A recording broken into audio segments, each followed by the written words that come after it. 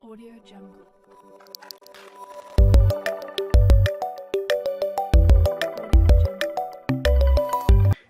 Entonces, el objetivo de Java Enterprise es simplificar el desarrollo proporcionando una base común de distintos tipos de componentes, ¿no?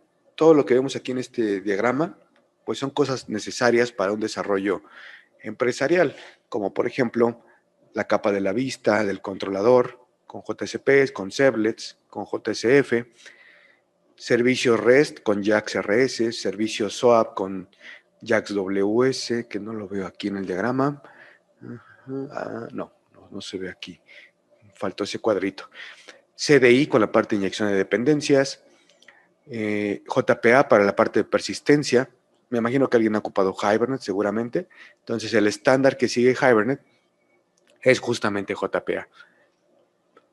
Aquí la ventaja que tiene este examen es de que no se enfoca a un servidor en particular.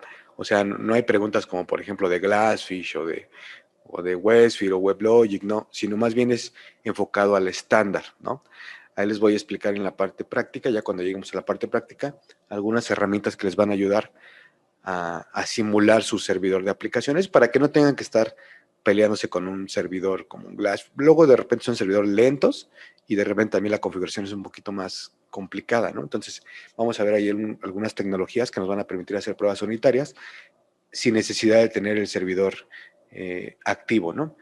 Una de ellas se llama OpenEJB y otra se llama Arquillian de JBoss. Más adelante les voy a mostrar algunos ejemplos. Bueno, como parte de Java Enterprise 7 se agregaron algunas tecnologías como por ejemplo Batch. La parte de Batch, por ejemplo, no había nada en Java. No había nada en Java definido o estandarizado para crear procesos Batch. Aquí ya existe la parte de concurrencia en aplicaciones empresariales. Existe una herramienta de parseo, procesamiento para JSON, se llama JSON-PEP. Y la parte de WebSockets, son como los temas nuevos que se agregaron en esta versión 7.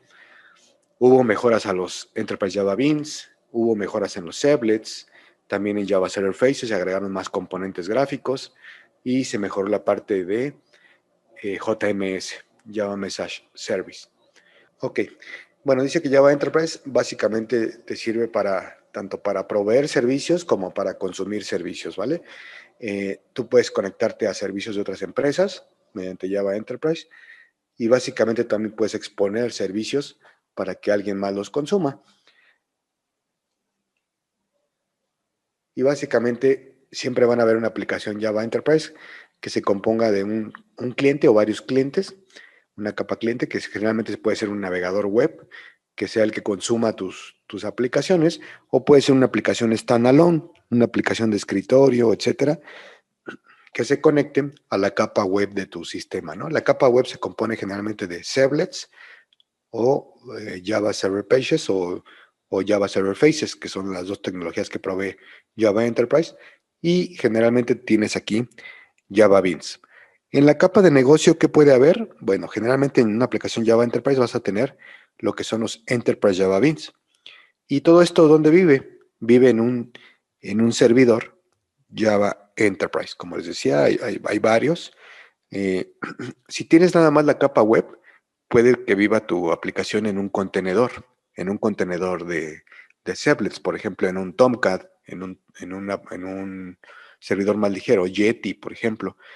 Pero si tienes la capa de negocio, que son Enterprise Java Beans, requieres de un servidor empresarial, perdón, que tiene un contenedor de EJBs, ¿no? Como cuáles, ya les comenté algunos, JBoss, WebSphere, WebLogic, Glassfish, son como servidores o contenedores de JBs. El objetivo de una aplicación Java Enterprise es de que tengas varias capas en tu aplicación y generalmente son aplicaciones distribuidas, es decir, que no viven en un solo servidor, pueden vivir en diferentes servidores, ¿vale? Eh, ya platicamos las capas, que es la capa cliente, la capa web, la capa de negocio con Enterprise Beans o Enterprise Java Beans y la capa de información. Generalmente la capa de información la componen una o varias bases de datos. ¿Sale? Entonces aquí es importante nada más ubicar los nombres, ¿vale? Porque seguramente en alguna pregunta del examen va a venir un ejemplo, una aplicación cliente o una aplicación del lado del navegador en qué capa reside, ¿no? Y te ponen de opciones.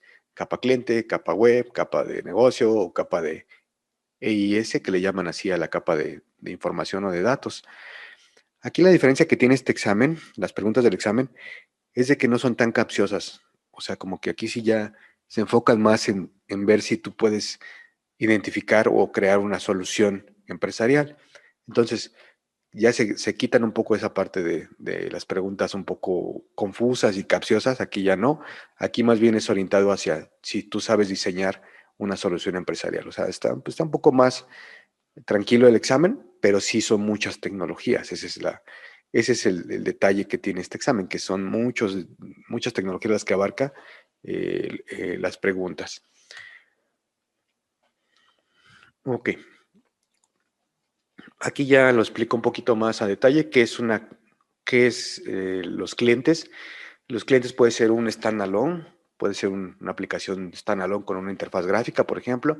Applets todavía lo mencionan, chicos, aunque yo realmente tiene años que dejé de crear applets, pero aún en el temario todavía mencionan esta tecnología. ¿Qué es un applet? Básicamente es una aplicación con interfaz gráfica AWT, con una librería que se llama AWT, que se ejecuta en el navegador. ¿Vale? Yo creo que ya no les tocó, a lo mejor puede ser que les haya tocado usarlas, ¿no? Pero no creo que les haya tocado hacerlas.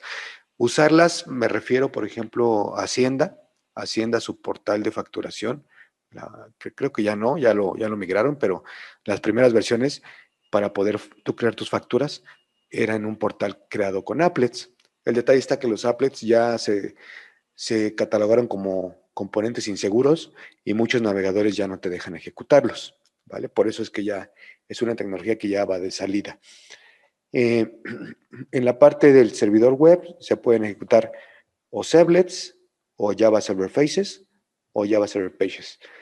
Estas tres son tecnologías todavía vigentes. De hecho, yo les puedo decir que muchos frameworks como Spring MVC, Struts, entre otros, ocupan esas tecnologías como base, ¿vale? Entonces, son tecnologías vigentes porque realmente cualquier framework las necesita para poder ejecutarse, ¿ok?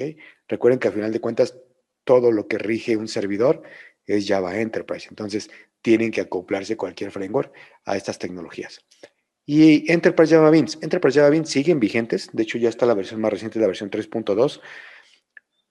Pero, ¿qué pasa? Que al tú agregar Enterprise Java Beans a tu solución, le metes más peso a tu servidor de aplicaciones. ¿Y qué te implica eso? Bueno, pues tener que pagar pues licenciamiento en tu servidor de aplicaciones, ¿no? Una licencia de Westfield, WebLogic está bastante carita, te cobran por procesador, te cobran por memoria RAM que tenga tu servidor, etcétera. Entonces es muy caro darle soporte a este tipo de soluciones con Enterprise Java Beans. Puedes irte a una alternativa open source, pero el día que tengas un problema en producción, pues nadie te va a ayudar, ¿no? Tienes tú que resolverlo. Entonces, por eso las grandes empresas como los bancos y demás, pues sí tienen servidores con licenciamiento, ¿no? Con Westfield, WebLogic, porque pues nada más le llaman a la gente de Oracle o de IBM y pues sus consultores pueden ayudarte a resolver algún problema ya productivo, pues muy rápido, ¿no? Entonces, te tienes que amarrar algún momento a alguna licencia. Entonces, por eso a mí no me gusta usarlos, digo, ya lleva tiempo que los dejé de implementar en las soluciones, pero sí viene como parte de las preguntas de este examen. Entonces, hay que conocerlos, ¿vale?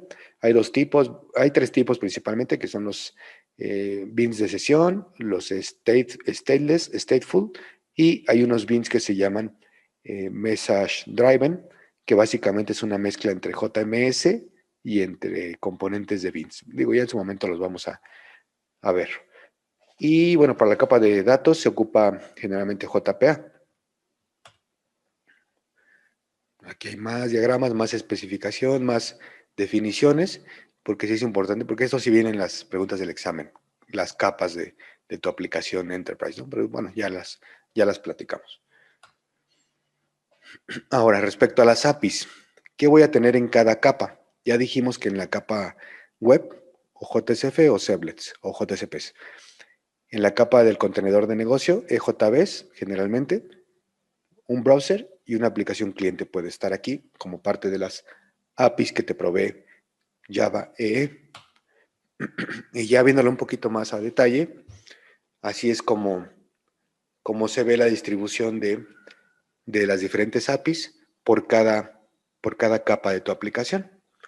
En la capa web tenemos todo esto que podemos usar. Esta capa de aquí en medio, esta columna de aquí en medio, la puedes usar tanto en una aplicación estándar como una aplicación web. Me refiero a un estándar, me refiero a una aplicación standalone, por ejemplo. Tú puedes ocupar Java Mail, puedes meter JMS, Java Persistence. Y en la capa web, pues aquí forzosamente requieres o de servlets o de JSFs. En la capa del contenedor JB o en la capa de negocio, pues aquí no hay de otra más que JBs. Y en la capa cliente, pues puedes tener Swing o puedes tener una aplicación con un main, con un método main. ¿Okay? Básicamente es como el mapa de las diferentes APIs que existen en Java Enterprise. Ok.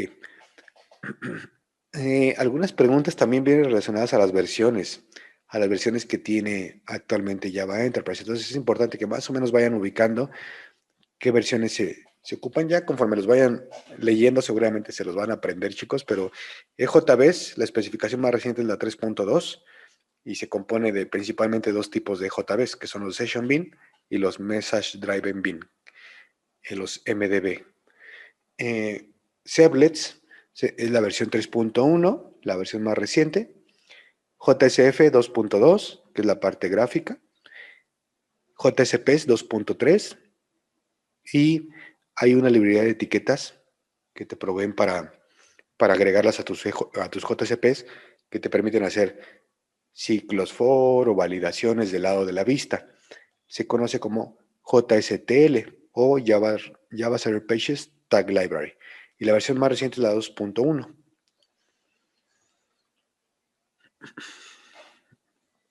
Y aquí están los mapas de las demás APIs, más o menos las versiones que actualmente existen, ¿no? Por ejemplo, de Manage Beans, solamente tenemos la versión 1.0 y de ahí no ha cambiado. Para WebSockets, como es una tecnología nueva que acaban de agregar a Java Enterprise, WebSockets obviamente empiezan en la versión 1.0. Concurrencia también 1.0, JSONP también 1.0 y Batch 1.0. ¿Por qué? Porque estas cuatro que están aquí son nuevos, son componentes nuevos, ¿vale? Este sí ya existía, ya lleva tiempo que existe en el estándar, pero no ha habido necesidad de actualizar la especificación, entonces se ha quedado en la 1.0. Java Mail va en la 1.5, JMS va en la 2.0. Esta es para la parte de seguridad, va en la versión 1.5. Okay. Sí es importante que más o menos identifiquen las versiones, por si llega a tocarles alguna pregunta relacionada, pues puedan contestar. Ahora bien, ¿cómo puedo yo trabajar con una aplicación Java Enterprise? Generalmente van a ocupar tres tipos de artefactos o de entregables. Es decir, al finalizar mi desarrollo, ¿cómo yo puedo instalar mi aplicación? Es mediante tres cosas: un archivo EAR, un archivo WAR o un archivo JAR. Generalmente esos archivos realmente son archivos comprimidos. Es como si fuera un archivo zip, pero le cambian la extensión, ¿no? Dependiendo para qué lo vayas a ocupar. Estos archivos, si tú los abres con un WinRAR, por ejemplo, puedes ver el contenido, puedes sacar el contenido, puedes meter contenido. O sea, realmente es un archivo comprimido, nada más que le ponen una extensión diferente para que lo vayas a utilizar. Por ejemplo, un archivo EAR requiere un servidor de aplicaciones, un ejemplo, WebSphere o JBoss, para ejecutarse. Entonces, cuando tú creas una extensión EAR, forzosamente requieres un servidor de aplicaciones. Si tienes un archivo WAR, basta con que tú tengas un servidor que te reconozca un contenedor web, como por ejemplo un Tomcat, un Yeti. Sí puedes usar un WebSphere o JBoss, pero bueno, es como un poquito sobrado si tú tienes un WAR, ¿vale? Y un JAR requiere nada más una instalación de tu runtime de Java, ¿vale? No requieres más para poder ejecutar un JAR. Los archivos EAR generalmente tienen una carpeta que se llama metainf y a veces se les agrega un archivo que se llama application.xml. Un archivo WAR tiene una carpeta que se llama webinf y tienen un archivo de descripción que se llama web.xml. ¿Sí? Son como los requisitos importantes para estos dos tipos de archivos. El YAR no requiere nada. El YAR, tú puedes tener puras clases y paquetes y con eso ya creas un YAR. ¿Dudas hasta aquí, chicos? ¿Alguien tiene alguna pregunta? De lo que acabamos de ver fue la introducción básicamente a este segundo curso. Varias tecnologías ya están un poquito de salidas, ¿verdad? Pero aún así se siguen usando en el examen. Sí, sí. Realmente llama, mira, ¿por qué están de salida? Les platico esa parte. Porque la mayoría de nosotros creo que estamos trabajando mucho con Spring. Entonces, de la especificación de Java Enterprise 6 a la 7, como que Java se durmió, que fue cuando salió Sun y se lo entregó a Oracle. Cuando hubo ese cambio, como que Java, ahí hubo un tiempo en el cual ya no hicieron ninguna actualización. Entonces, pues, ¿qué pasó? Llegó Spring, les ganó mucho mercado y Spring te dice, yo no requiero un servidor empresarial, yo requiero un Tomcat, yo requiero un Yeti. Entonces, ahí fue donde Spring ganó bastante mercado y muchas tecnologías de las que ustedes vieron ahorita, pues ya se cayeron en desuso, ¿no? Porque Spring llegó a cubrir esa parte. De hecho, casi cada tecnología de las que les mencioné, hay un módulo de Spring que lo resuelve, ¿no? Casi para todos. Por ejemplo, la parte de JCA, que es para seguridad, la viene a resolver Spring Security. La parte de CDI, que es inyección de dependencias, la resuelve Spring Core. Y así les puedo mencionar casi para cada tecnología o cada especificación de Java Enterprise, llegó Spring a crear un módulo. Entonces ahí fue donde ganó mercado. Pero, por ejemplo, a mí me ha tocado mucho trabajar en el sector financiero. De hecho, actualmente estoy en Bolsa Mexicana en un proyecto y justamente todo lo que hay del lado del back está montado sobre servidores de aplicaciones. Entonces sí se ocupa, o sea, si me dicen ya no se ocupa, a lo mejor un proyecto nuevo, pues yo no lo haría con EJBs, por ejemplo, ¿no? Pero la realidad es de que todavía hay muchas empresas que tienen esto del lado en sus servidores. Entonces sí se ocupa, pero sí Spring llegó a ganar bastante terreno con muchos módulos que diseñaron. Por ejemplo, Servlets y JCPs, que es el siguiente tema. Sí se ocupa, yo les puedo decir que sí. ¿Por qué? Porque si tú ocupas Spring MVC, internamente tiene un servlet que está escuchando tus peticiones. Si ocupas Struts, también tiene un servlet. Si ocupas Java Server Faces, también tiene un servlet que está ahí escuchando todas las peticiones. JSPs a lo mejor sí, ahí sí les creo que ya quedó un poquito más en desuso. ¿Por qué? Porque tenemos HTML5, porque tenemos Angular, porque tenemos React y ya puedes hacer peticiones mucho más fáciles a tu backend y puedes hacer aplicaciones más rápidas y más ligeras del lado de tu frontend, ¿no? Ya no requieres tanto ocupar un JCP, por ejemplo. A lo mejor esa tecnología sí yo por ejemplo, ya no la usaría para un nuevo desarrollo, ¿no? Pero sí hay muchas empresas que aún la tienen del lado de su back, en sus contenedores web. Bueno, este tema que vamos a iniciar justamente abarca servlets y JCPs. Los juntamos en esta presentación porque pues, son tecnologías muy parecidas, ¿no? Un servlet básicamente te sirve para leer las cabeceras de los mensajes, los headers, te sirve para crear formularios, la gestión de las sesiones, tú puedes procesar información en un servlet y también puedes agregarle salida HTML, pero obviamente la idea es de que no agregues código HTML porque haces el mantenimiento del código mucho más pesado. Es como si tuvieras una clase de Java y dentro le metes código de la vista, ¿no? U hojas de estilo, por ejemplo. Obviamente eso va a hacer que tu servlet pues, sea un poquito más difícil de darle mantenimiento. Un JSP justamente surge o nace con el objetivo de quedarse con toda la parte de la vista. Un JSP es como si fuera un HTML, eh, pero con código Java. Puedes agregarle código Java. Realmente un JSP termina siendo un servlet. Cuando se compila la aplicación y se sube a tu server, el primer usuario que hace una petición a un JCP, realmente lo que va a hacer tu servidor internamente es convertirlo a un servlet, a un código Java con etiquetas HTML. Pero tú cuando desarrollas, realmente vas a estar viendo etiquetas. que es con lo que trabajan los JCPs. Pueden ser etiquetas propias de los JCPs o etiquetas personalizadas que tú puedes crear.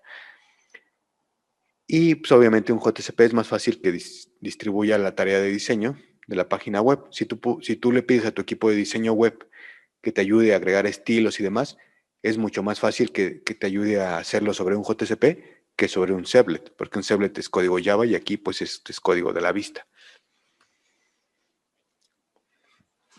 Aquí podemos ver ya un poquito más gráficamente cuál es la diferencia entre un Servlet y un JCP. Un Servlet tendríamos una clase Java con etiquetas HTML dentro, que es como lo vemos aquí. Y un JCP es al revés. Son etiquetas HTML con fragmentos de código Java, ¿vale? La idea es de que en el Servlet no agregues tanto código HTML y que en el JCP no agregues tanto código Java, ¿ok? En los JCPs hay un método bien importante. Cuando se genera tu Servlet, hay un método donde se guarda toda la lógica que tú tienes en tu JCP. Ese método se llama JCP Service.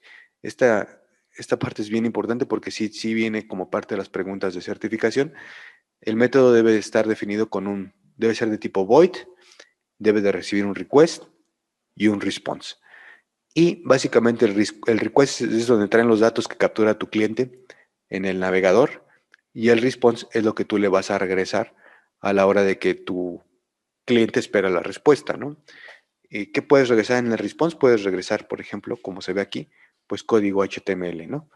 Para que tu navegador lo sepa interpretar. Realmente el navegador lo único que sabe interpretar es HTML, JavaScript y hojas de estilo. Entonces, el Servlet o el JCP tiene que regresarte código que tu navegador entienda. Todas las páginas Java Server Pages deben de tener la extensión JSP. Automáticamente se va a compilar a un Servlet. Y bueno, hay otro tipo de etiquetas que ocupa el JCP. Una de ellas se llama expresión.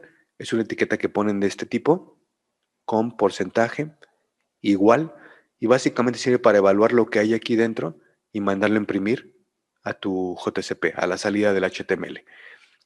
El scriptlet es un porcentaje nada más, y aquí tú puedes tener código Java, el código que tú quieras. Puedes declarar variables, puedes hacer un ciclo for, etc. Declaraciones, pues como su nombre lo dice, es para declarar variables o objetos. Se representa con porcentaje y signo de admiración cerrado. Y tenemos también comentarios JCPs.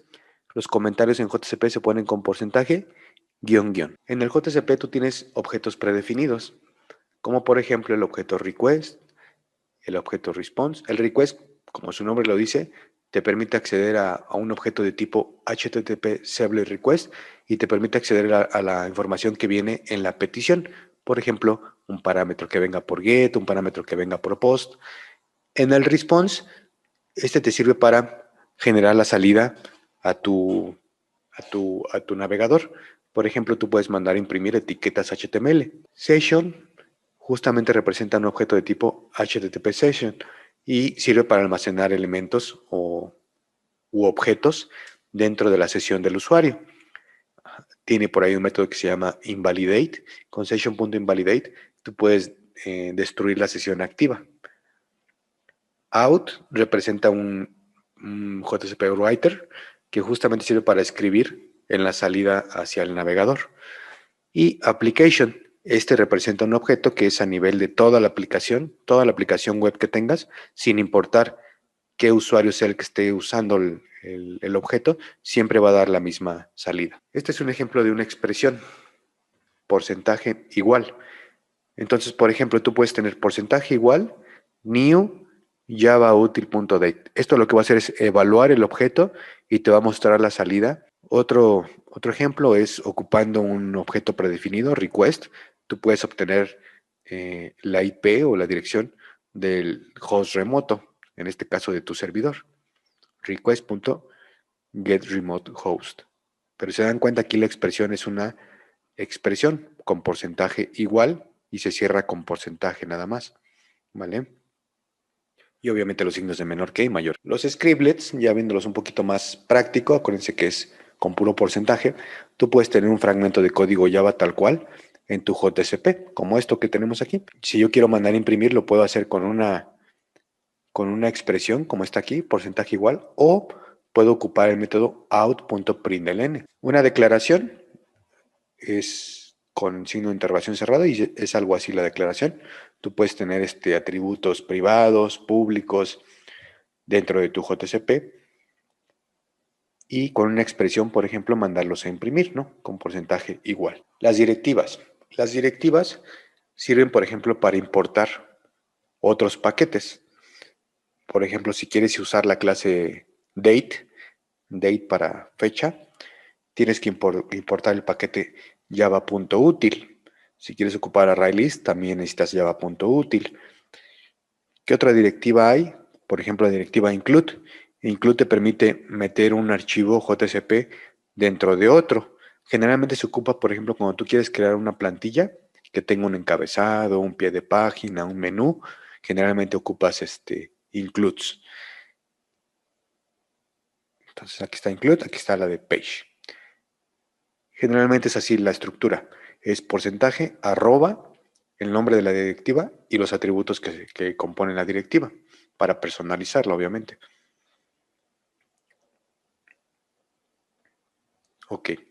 Los JSPs o las etiquetas también se pueden representar en un XML.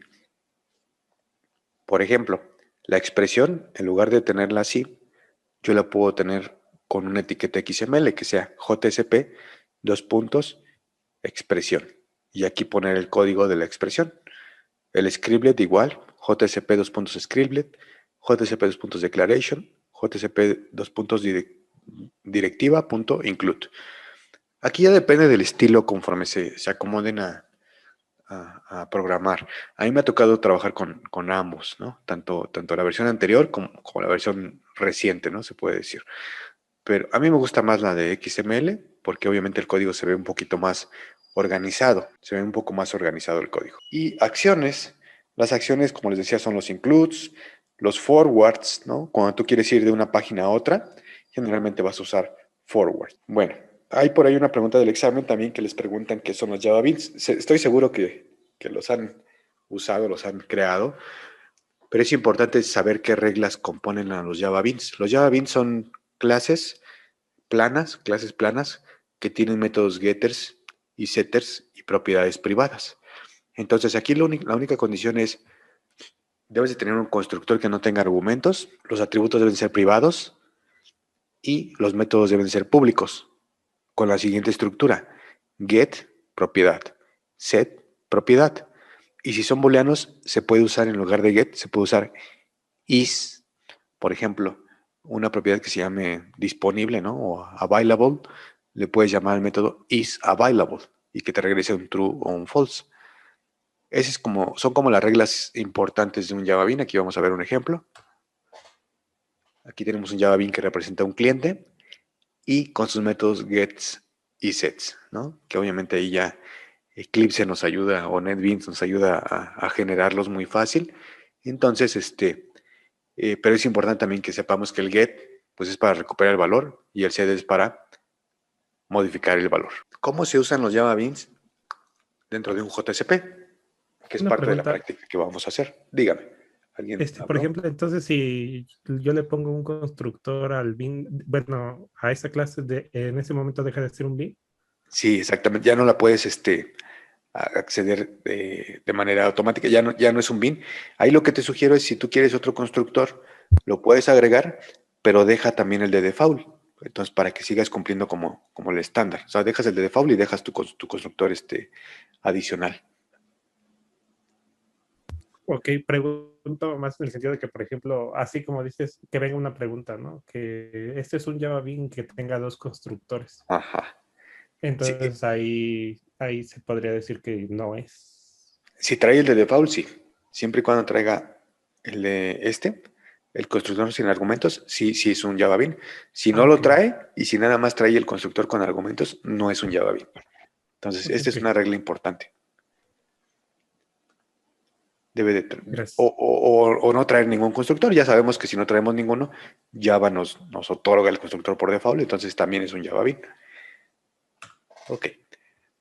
Gracias. Los Java Beans, ¿cómo los puedo ocupar? Dentro de un JSP. Hay una etiqueta que se llama useBean, justamente, que es esta que está aquí. Pueden usarla como XML o pueden usarla de manera tradicional como un scriptlet. Y básicamente significa que están declarando un objeto de este tipo de la clase. Entonces, declaras el objeto y lo puedes usar dentro de tu JSP. Esto te ayuda mucho, chicos, porque encapsulas algunas reglas de negocio y código Java lo dejas del lado de una clase, ¿no? Yo los JCPs, cuando me ha tocado usarlos, siempre trato de dejarlos lo más ligeros posibles, ¿no? Que nada más tengan lógica de presentación. Entonces, no es una buena práctica que tú tengas aquí, por ejemplo, una conexión a base de datos, que sí lo puedes hacer, ¿eh? Sí lo puedes hacer, pero no deberías, porque es nada más la parte de la vista, en teoría. Tiene una etiqueta que se llama setProperty, que te sirve para modificar el valor de una propiedad que está dentro del Java Bean. Un ejemplo, aquí yo puedo tener un Bean que se llame cliente y yo puedo cambiar el nombre, el teléfono y demás. Bueno, aquí tendría que poner teléfono, perdón, aquí el nombre del Bean y el valor que le quieras poner, ¿no? Aquí cliente, teléfono y el número de teléfono. Sería equivalente a tener este código de acá abajo. Nombre del Bean, punto set propiedad y el valor de la propiedad. Y con getProperty es para obtener una propiedad. Puedes ocupar la etiqueta o puedes hacerlo con sin XML, puedes hacerlo también con porcentaje igual y mandar a imprimir la propiedad. ¿Sí? Entonces, es la manera en que puedes interactuar con los Java Beans desde tu JSP. El Servlet, se dan cuenta, pues casi no hubo mucho contenido de Servlet porque realmente el Servlet es una clase Java. Solamente se compone de un método que se llama doGet y doPost generalmente, que es para recibir las peticiones, pero realmente termina siendo código Java. Yo no les sugiero que metan tanto código HTML dentro del Servlet, más bien nada más como hacer la lógica del controlador. Generalmente un Servlet se ocupa para controlar el flujo de tu aplicación MVC y el JSP pues se encarga de la vista. No olvides suscribirte a nuestro canal y activar la campanita de notificaciones. Deja tu like y sé parte de la comunidad de Tech Gurus.